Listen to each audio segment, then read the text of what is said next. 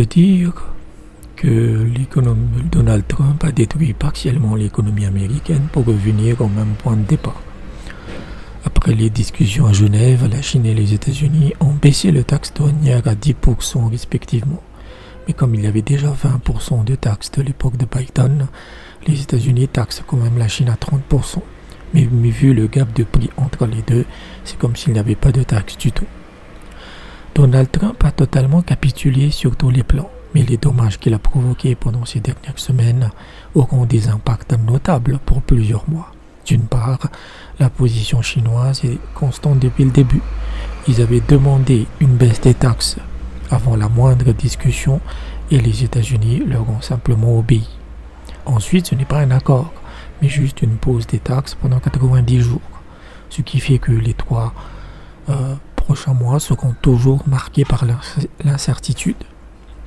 Le problème est qu'à cause des bêtises d'un blondinet qui ne comprend toujours pas ce qu'est un déficit commercial et qui a même du mal à épeler le mot protectionnisme, les dégâts sont nombreux et l'économie américaine en pâtira.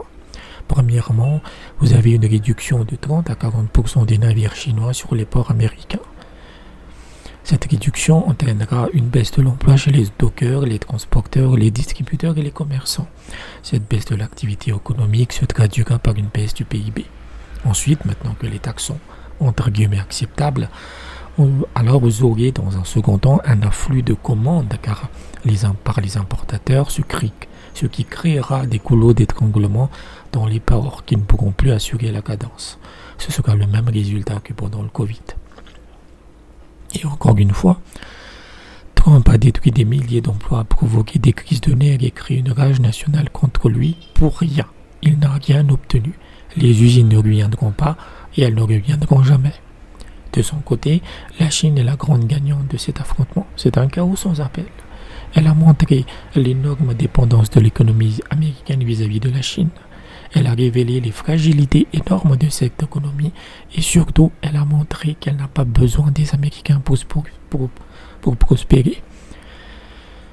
De plus, le découplement de la Chine vis-à-vis de l'Amérique continuera.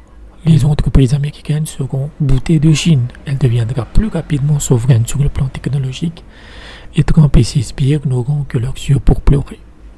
Il est clair que Trumpinet va se concentrer pour piller l'Europe et le reste du bloc occidental, car face à des États esclaves, ce sera plus facile.